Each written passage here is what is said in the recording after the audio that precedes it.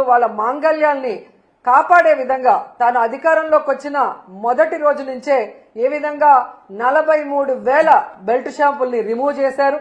అలాగే మీరు చూస్తే బార్లని ఏ విధంగా తగ్గించారు, పర్మిట్ రూమ్లని ఏ విధంగా రిమూవ్ చేయటం జరిగింది.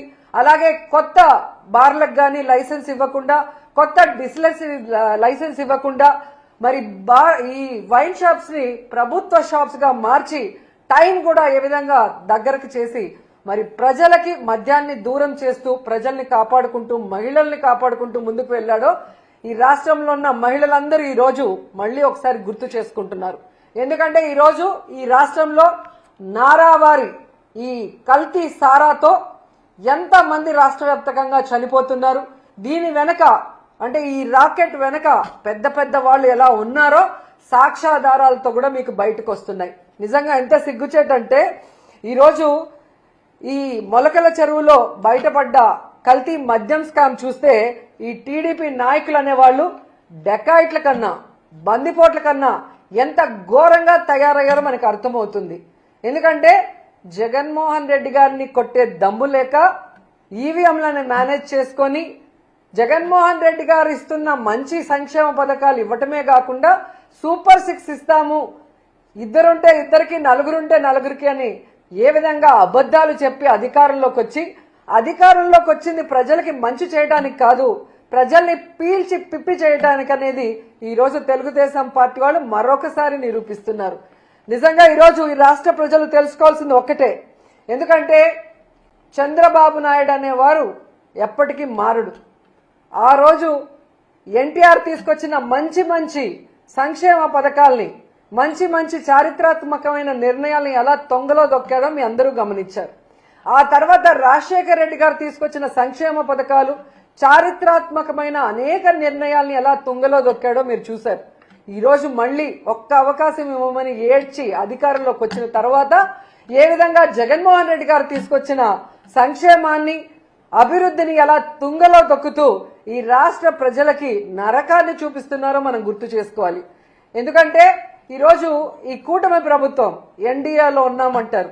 ఎన్డీఏ అంటే నేషనల్ డెమోక్రటిక్ అలయన్స్, మామూలుగా ఎన్డీఏ అంటే నేషనల్ డెమోక్రటిక్ అలయన్స్ అంటారు.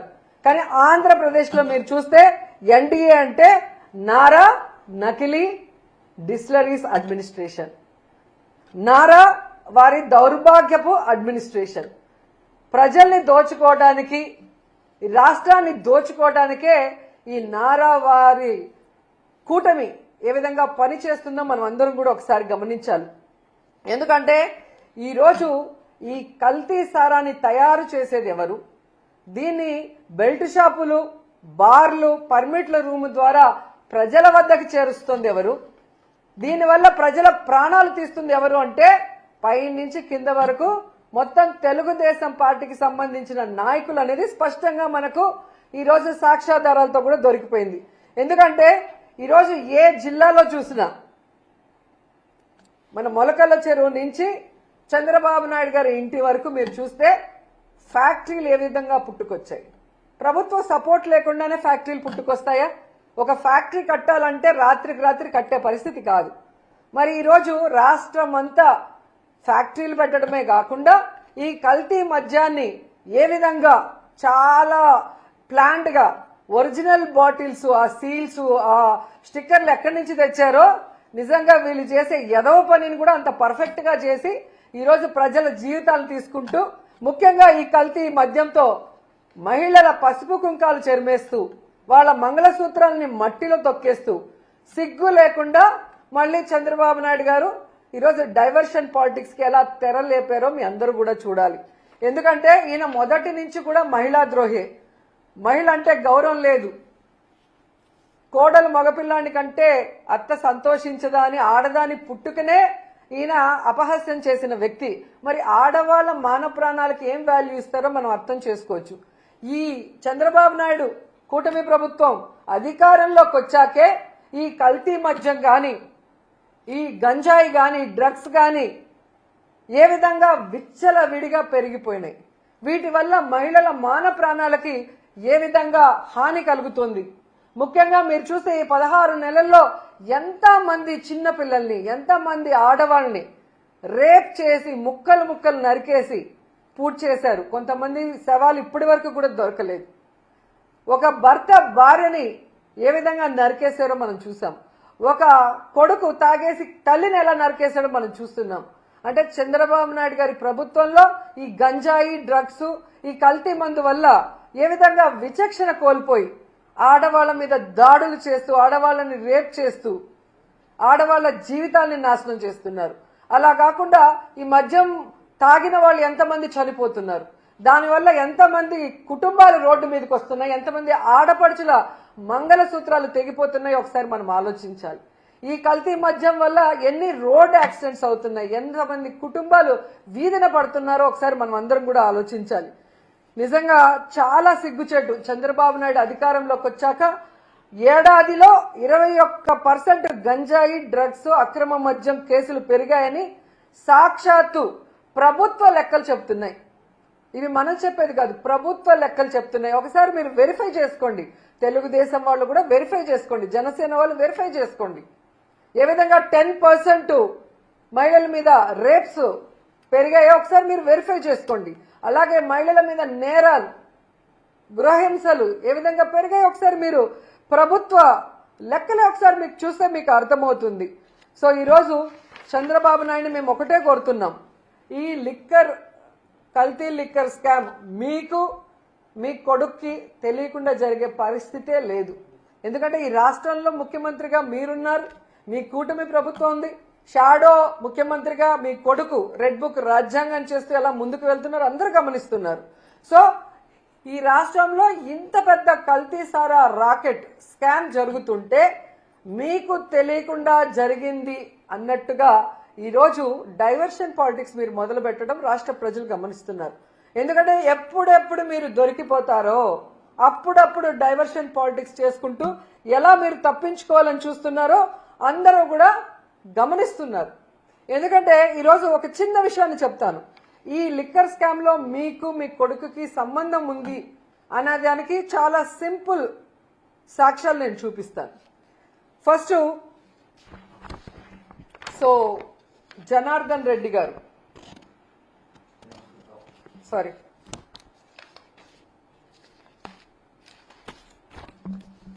జనార్దన్ రావు గారు. సో ఈయన తంబలపల్లి ఎమ్మెల్యేగా మొన్న పోటీ చేశారు. జయచంద్ర, అది ఫోటో మిస్ అయింది. సో జయచంద్రారెడ్డి గారు తంబలపల్లి ఎమ్మెల్యేగా పోటీ చేశారు. సో ఈరోజు తెలివిగా మీరు ఈయన వైఎస్ఆర్సీపీ కోవట్ అని చెప్పి సస్పెండ్ చేసి చేతులు దులుపుకోవాలని చూస్తున్నారు. ప్రజలు గమనిస్తున్నారండి. ఈ జయచంద్రారెడ్డికి మీరు బీఫామ్ ఇచ్చేటప్పుడు పక్కనే జనార్దన్ రావు A1 మొలకల చెరువులో, ఇబ్రహీంపట్నంలో ఫ్యాక్టరీలున్న ఈ జనార్దన్ రావు గారు కూడా పక్క నుండి తీసిచ్చారు. అండ్ ఈరోజు సౌత్ ఆఫ్రికాలో ఏదో వైఎస్ఆర్సీపీ వాళ్ళతో వీళ్ళు బిజినెస్ చేస్తున్నారని మీరు చెప్పడం ప్రజలకి బుర్ర లేదనుకొని మీరు అనుకుంటున్నారేమో, కానీ మీకు బుర్ర లేదు అనేది ప్రజలు గమనించాల్సిన విషయం. ఎందుకంటే ఎమ్మెల్యేగా కంటెస్ట్ చేసిన వ్యక్తి తన అఫిడవిట్ లో ఆఫ్రికాలో, వెస్ట్ ఆఫ్రికాలో తాను బిజినెస్లు ఎలా చేస్తున్నానో క్లియర్ కట్ గా తన అఫిడవిట్ లో మీకు ఇవ్వటం జరిగింది. సో అఫిడవిట్ లో అబద్ధం చెప్పరు కదా. ఎన్నికల ముందు మీరు ఎలా సీట్ ఇచ్చారు, ఆయన కంటెస్ట్ చేసే ముందు అఫిడవిట్ లో ఏం పెట్టాడో మీరు చూసే ఇచ్చి ఉంటారు. ఎందుకంటే నిజంగా మీకు మంచోళ్ళకే ఇవ్వాలి అనుకుంటే గతంలో ఎమ్మెల్యేగా చేశారు 2014లో, 2019లో ఓడిపోయిన శంకర్ యాదవ్కి సీట్ ఇవ్వకుండా ఇతనికి ఇవ్వాల్సిన అవసరం ఏమొచ్చింది? ఈరోజు లిక్కర్ స్కామ్ బయటపడ్డ తర్వాత ఇతను వైఎస్ఆర్సీపీ కోవట్టు అని సస్పెండ్ చేసి ఈరోజు మీరు నాటకాలు ఆడటం ఎంతవరకు కరెక్టు? ఎందుకంటే సౌత్ ఆఫ్రికాలో బిజినెస్ చేస్తే ఈరోజు మొలకల చెరువు సౌత్ ఆఫ్రికాలో ఉందా, ఆంధ్రప్రదేశ్లో ఉందా? ఇబ్రహీంపట్నం సౌత్ ఆఫ్రికాలో ఉందా, ఆంధ్రప్రదేశ్లో ఉందా? సో నువ్వు ముఖ్యమంత్రిగా ఉన్న రాష్ట్రంలో నీ కొడుకు రెడ్ బుక్ రాజ్యాంగం చేస్తున్న ఆంధ్రప్రదేశ్ రాష్ట్రంలో విచ్చలవిడిగా ఫ్యాక్టరీని నెలకొల్పి మద్యం బాటిల్ని కల్తీ చేసి ఏ విధంగా వాళ్ళ డ్రైవర్లే ప్రతి మద్యం షాపుకి బార్లకి బెల్ట్ షాపులకి వేస్తూ అరెస్ట్ అయ్యారో నిన్న మొన్న మనం అందరం గమనించాం, ప్రజలు గమనించారు. సో మరి వైఎస్ఆర్సీపీ కోవట్టయితే ఎందుకు మీరు ఇచ్చారు సీటు? సో డైవర్షన్ పాలిటిక్స్ చేస్తున్న మీకు నేను సూటిగా చెప్తున్నా, నిజంగా వైఎస్ఆర్సీపీ కోవట్ అనుకుంటే వైఎస్ఆర్సీపీ నుంచి వచ్చిన నెల్లూరుకి చెందిన వేమిరెడ్డి గారిని, ప్రశాంతి రెడ్డి గారిని, కోటమిరెడ్డి గారిని, అలాగే తిరుపతి ఎమ్మెల్యేగా ఉన్న శ్రీనివాసులు గారిని, అలాగే గుంటూరు జిల్లాలో ఉన్న లావు కృష్ణ గారిని, అలాగే గొలుసు పార్థసారథి గారిని, సుభాష్ గారిని, వీళ్ళందరినీ ఎందుకు సస్పెండ్ చేయలేదు? దాంట్లో కొంతమందికి ఎందుకు మంత్రి పదవులు ఇచ్చారు అంటే తప్పుడు పనులు చేసి దొరికిపోతే వాళ్ళు వైఎస్ఆర్సీపీ వాళ్ళని చెప్పటం, వైఎస్ఆర్సీపీ కోవట్లు అని చెప్పి తప్పించుకోవాలన్న ప్రయత్నం చేయటం, లేదంటే వాళ్ళు దొంగలు దొరల్లాగా వేల కోట్లు సంపాదించుకుంటూ మీకు ఇవ్వాల్సిన ముడుపులు ఇచ్చేస్తూ ఉంటారు. సో మీరు పట్టించుకోరు. ఎందుకు ఇది నేను చెప్తున్నాను ఇంత గంటాపదంగా అంటే ఈ లిక్కర్కి మూలం సురేంద్ర నాయుడు. ఈ సురేంద్ర నాయుడు అనేవాడు లోకేష్ గారికి మీకు ఎంత సన్నిహితులో ఒకసారి అందరూ కూడా రాష్ట్ర ప్రజలు గమనించాలి. ఈ సురేంద్ర నాయుడు అనే అతను తెలుగుదేశం పార్టీ అవునా కాదా? ఈయన చంద్రబాబు నాయుడుకి లోకేష్కి కావలసిన వ్యక్తా కాదా? మరి ఈయన ద్వారా మద్యం ఏ విధంగా దొరికింది? తంబలపల్లిలో 17,000 లీటర్లు, ఇబ్రహీంపట్నంలో 3,000 లీటర్లు ఎలా దొరికిందో మీరు చెప్పాలి. ఎందుకు మీకు ఈయన క్లోజ్ అని నేను ఇంత గంటాపదంగా చెప్తున్నానంటే ఈ కట్టా సురేంద్ర అనే వ్యక్తి 2006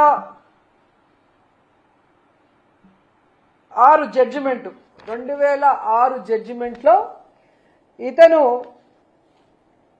ఒక వ్యక్తిని పొడిచి చంపేశాడు అని ఇతనికి లైఫ్ ఇంప్రిజన్మెంట్ ఇచ్చారు.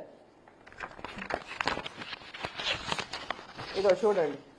The trial court after considering the oral and documentary evidence convicted A1 for the offence punishable under section 302 of IPC and sentenced him to undergo imprisonment of life. So trial court ఇచ్చిన దాన్ని మళ్ళీ ఈయన హైకోర్టుకి వెళ్ళాడు. హైకోర్టుకి వెళ్తే నువ్వు చేసింది కరెక్టే కదా, చంపింది నిజమే కదా, సో నీకు ట్రయల్ కోర్టు లైఫ్ ఇంప్రిజన్మెంట్ వేసింది కరెక్టే కదా, అదే మేము కూడా వేస్తున్నామని ఈయనకి లైఫ్ ఇంప్రిజన్మెంట్ ఇచ్చారు. జీవిత ఖైదు వేసిన వ్యక్తి బయట ఫ్యాక్టరీలు నడుపుతూ ఎలా ఈ కల్తీ మద్యాన్ని అమ్ముతున్నాడు? ఈ విషయం ప్రజలు గమనించాలి. ఎందుకంటే చంద్రబాబు నాయుడు 2014లో అధికారంలోకి వచ్చాక తాను అధికారంలో ఉన్న ఈ 2014 నుంచి 19 మధ్యలో ఆయనకి క్షమాభిక్ష పెట్టించి లోపల నుంచి బయటికి వచ్చేలాగా చేశాడు. మరి ఎంత ప్రేమ ఉంటే వీళ్ళ మధ్యలో ఎంత బాండింగ్ ఉంటే ఆయన్ని బయటకు తీసుకొస్తాడు? ఒక జీవిత ఖైదీని, ఒక మనిషి ప్రాణాన్ని నిలువునా తీసిన వ్యక్తిని బయటకు తీసుకొచ్చాడు అంటే చంద్రబాబు నాయుడు లోకేష్కి ఈయన ఎంత క్లోజో మనం అర్థం చేసుకోవాలి. అంటే క్రిమినల్స్ కి చంద్రబాబు నాయుడు ఆశ్రయం ఇచ్చి బయటకు తెచ్చి వాళ్ళు చేసే ఎదవ పనులకి వీళ్ళని ఇన్ఛార్జీలుగా పెట్టి ఈ కలెక్షన్లని ఇప్పుడు కరకట్టుకు పంపిస్తున్నాడా, హైదరాబాద్ లో చంద్రభవనానికి పంపిస్తున్నాడా? సిబిఐ నిర్ణయించాలని నేను కోరుకుంటున్నాను. ఎందుకంటే ఒక రాష్ట్రంలో కల్తీ మద్యం ఫ్యాక్టరీలను నెలకొల్పి విచ్చలవిడిగా కల్తీ మద్యాన్ని రైట్ ట్రయల్ గా అమ్మిస్తూ ప్రజల ప్రాణాలు తీస్తుంటే ఈరోజు చంద్రబాబు నాయుడు ప్రభుత్వానికి సంబంధించిన ఒక కమిటీ వేస్తే అది ఖచ్చితంగా చంద్రబాబు రాసిచ్చిన స్క్రిప్టే వాళ్ళు చదువుతారు. దానివల్ల ఎటువంటి ఉపయోగం ఉండదని గతంలో చంద్రబాబు నాయుడు అధికారంలో ఉన్నప్పుడు నారాయణ స్కూల్స్ లో జరిగిన మర్డర్స్ లో గాని ఇలాంటి అనేక విషయాల్లో మన గోదావరి పుష్కరాల్లో గాని అలాగే తిరుమల తొక్కిసలాట విషయంలో గాని ఇలా అన్నిట్లో ఒక తూతూ మంత్రంగా ఒక కమిటీని వేసి చేతులు దులుపుకుంటారు. ఇది మేము ఒప్పుకోము. ఇది ఎంతో మంది ప్రజల ప్రాణాలు సంబంధించింది పోయాయి, చాలా మంది ప్రాణాలు, చాలా మంది మహిళల మాన ప్రాణాలు పోయినాయి, వాళ్ళ పసుపు కుంకుమలు పోయినాయి, వాళ్ళ తాలిబొట్లు తెగిపోతున్నాయి. కాబట్టి మేము మోడీ గారికి చేతులెత్తి రిక్వెస్ట్ చేస్తున్నాం, సిబిఐ ఎంక్వైరీ వేయండి, దీంట్లో తప్పు చేసిన వాళ్ళు ఎంత పెద్దవాళ్ళైనా వాళ్ళని శిక్షించండి అని కూడా ఈ సందర్భంగా తెలియజేసుకుంటున్నాం. ఎందుకంటే ఇంత దౌర్భాగ్యపు పని చేసి ఆడవాళ్ల మాన ప్రాణాలు పసుపు కుంకుమలను పణంగా పెట్టి ఈరోజు తమ ముడుపుల కోసం ఈ కల్తీ మద్యాన్ని ప్రవహింప చేస్తున్న చంద్రబాబు నాయుడు, లోకేష్ అండ్ మినిస్టర్ కొల్లు రవీంద్ర గారు. ఎందుకంటే ఈ కొల్లు రవీంద్ర గురించి మనం చెప్పుకోవాలి. ఈయన మైన్స్ కి వైన్స్ కి రెండింటికి మినిస్టర్ గా ఉన్నాడు. ఈయన సిగ్గు లేకుండా మాట్లాడతాడు. ఇంత ప్రూఫ్స్ తో కూడా దొరికితే చంద్రబాబు నాయుడు ఏమో వైఎస్ఆర్సీపీ వాళ్ళతో ఎక్కడ సౌత్ ఆఫ్రికాలో బిజినెస్ చేస్తున్నారని ఒక డైవర్షన్ కట్టుకథ చెప్తుంటే, ఈ కొల్లు రవీంద్ర చెప్తాడు ఈ కల్తీ మద్యం తయారు చేసింది మేం కాదు, వైఎస్ఆర్సీపీకి చెందిన వాళ్ళు అని. నేను సూటిగా అడుగుతున్నాను కొల్లు రవీంద్రని, చంద్రబాబు నాయుడిని, లోకేష్ని, వైఎస్ఆర్సీపీ వాళ్ళు 16 నెలలుగా కల్తీ మద్యం చేస్తుంటే మీరు గాడిదలు కాస్తున్నారా? మీ ప్రభుత్వం నిద్రపోతుందా అని నేను అడుగుతున్నా. అండ్ ఈరోజు కొల్లు రవీంద్ర గారి కళ్ళు కాకులు ఎత్తుకుపోయినట్టున్నాయి. ఈ కల్తీ మద్యంలో వచ్చిన ముడుపుల వల్ల కళ్ళు బైర్లు గమ్మినాయి అనుకుంటా. ఇలా సిగ్గు లేకుండా ఆయన మాట్లాడుతూ, ఈరోజు నువ్వు తెలుసుకోవాల్సింది కొల్లు రవీంద్ర, మీ ఎక్సైజ్ అధికారులు ప్రెస్ మీట్ పెట్టి ఈ కల్తీ మద్యం కూటమి ప్రభుత్వం హయాంలో ఇప్పుడే జరిగిందని క్లియర్ కట్ గా చెప్పారు. ఆ ప్రెస్ క్లిప్పింగ్ లో ఒకసారి చూసుకుంటే నీకు బుద్ధి వస్తుందని కూడా ఈ సందర్భంగా తెలియజేసుకుంటున్నా. ఎందుకు కొల్లు రవీంద్ర గురించి మాట్లాడాల్సి వస్తుందంటే, ఈయన పైకి చాలా గొప్ప వ్యక్తిలాగా మాట్లాడుతున్నాడు, చేసిన తప్పులు సరిదిద్దుకోకుండా. ఇటు వైన్స్ లో అటు మైన్స్ లో ఈ రాష్ట్రాన్ని గుండు కొరిగిచ్చేస్తున్నాడు. ఎందుకంటే నగిర్లో మేము చూస్తున్నాం, కొండలు కొండలు కరిగిపోతున్నాయి. ఈడొక దొంగ ఉన్నాడు ఎమ్మెల్యేగా, కొల్లు రవీంద్ర అండతో ఇక్కడ వీడు కాన్స్టిట్యున్సీకి రాడు, ప్రజలకి పని చేయడు, ప్రజలకి వెల్ఫేర్ ఇవ్వాలన్న ఆలోచన లేదు. ముఖ్యంగా ఇక్కడున్న పవర్ లూమ్ వాళ్ళకి 500 యూనిట్స్ ఫ్రీ కరెంట్ ఇస్తామని చంద్రబాబు నాయుడు వీడు వాగ్దానం చేసి ఎగ్గొట్టింది కాకుండా, సిగ్గు లేకుండా పవిత్రమైన అసెంబ్లీలో ఫ్రీ కరెంట్ ఇచ్చినందుకు థ్యాంక్స్ అని చెప్పి అసెంబ్లీని కూడా ఏమార్చిన పెద్ద దొంగ ఇక్కడున్న నగిరి ఎమ్మెల్యే భానుప్రకాష్. సో ఈ కొండలన్నీ కరిగించి ప్రజలు ఈరోజు నోరు కొట్టుకుంటున్నారు, ఇలాంటి వాడిక మేము ఓటేశామని. ఇలా ప్రతి నియోజకవర్గంలో మట్టి దోచుకోవటం, కొండల్ని కొరిగేయటం, కల్తీ మద్యాన్ని బెల్ట్ షాపుల ద్వారా విచ్చలవిడిగా అమ్మించి ప్రజల ఆరోగ్యంతో, మహిళల మాన ప్రాణాలతో, పసుపు కుంకుమలతో చెలగాట మారుతున్నందువల్ల ఇతని మీద ఖచ్చితంగా కేసు పెట్టాలి, ఇతన్ని మంత్రిగా సస్పెండ్ చేయాలని కూడా డిమాండ్ చేస్తూ, ఇతనితో పాటు ప్రిన్సిపల్ సెక్రటరీ ముఖేష్ కుమార్ మీనా పైన కూడా ఎంక్వైరీ చేయాలి అనేసి కోరుకుంటున్నాం. ఎందుకంటే ఈయన ఈ మీనా హయాంలోనే ఎన్నికల ఈవీఎంలను ఎలా కల్తీ చేశాడు, ఆ రోజు ఎన్నికల ఈవీఎంలను కల్తీ చేయడమే కాకుండా ఈరోజు మీరు చూస్తే ఈ కల్తీ మద్యం ద్వారా ఎంతమంది మహిళల జీవితాలు నాశనం చేశాడో దానికి ముఖేష్ కుమార్ మీనా కూడా కారణం. కాబట్టి వీళ్ళందరి మీద సిబిఐ విచారణ వేసి వీళ్ళందరినీ కూడా పనిష్ చేయాలి. ఈ రాష్ట్రంలో కల్తీ మద్యాన్ని, గంజాయిని, డ్రగ్స్ ని అరికట్టాలి అని చెప్పి మేము మోడీ గారిని చేతులెత్తి నమస్కరించి వేడుకుంటున్నాం. ఎందుకంటే ఇది ఆడవాళ్ల జీవితాలకు సంబంధించిన విషయం, ఇది ఆడవాళ్ల పసుపు కుంకుమలకు సంబంధించిన విషయం, ఇది ఆడవాళ్ల తాలిబొట్లకు సంబంధించిన విషయం, ఇది ఆడవాళ్ల మాన ప్రాణాలకు సంబంధించిన విషయం. మోడీ గారు ఖచ్చితంగా మీరు మంచి నిర్ణయం తీసుకొని సిబిఐ ఎంక్వైరీ వేయిస్తారు, ఆడవాళ్ళని కాపాడతారు, ఆడవాళ్లకి అండగా నిలబడతారని చెప్పి మనస్ఫూర్తిగా నేను కోరుకుంటున్నాను. అండ్ ఈరోజు ఈ రాష్ట్రంలో ఉన్న మహిళలందరికీ కూడా నేను విన్నవించుకుంటున్నాను, మీ భర్తల ప్రాణాలు, మీ అన్నదమ్ముల ప్రాణాలు, మీ కొడుకుల ప్రాణాలు కాపాడుకోవాల్సిన బాధ్యత మీ మీద ఉంది. మీకోసం వైఎస్ఆర్ కాంగ్రెస్ పార్టీ మొత్తం మీకు అండగా నిలబడుతుంది. రేపు రాష్ట్ర వ్యాప్తంగా ఈ కల్తీ మద్యం మీద ఎక్సైజ్ ఆఫీసుల ముందర ధర్నా చేస్తున్నాం. మీరందరూ కూడా వచ్చి కలుసుకోండి. ఈ ప్రభుత్వం మెడలు వంచి ఈ కల్తీ మద్యాన్ని ఆపుదాం, ఈ బెల్ట్ షాపుల్ని రిమూవ్ చేసేంత వరకు పోరాడుదాం. సిబిఐ ఎంక్వైరీ ఎన్డీఏ ప్రభుత్వం వేసే వరకు పోరాడుదాం, మన కుటుంబాన్ని మనం కాపాడుకుందామని చెప్పి ప్రతి ఒక్కరిని కోరుకుంటున్నాను.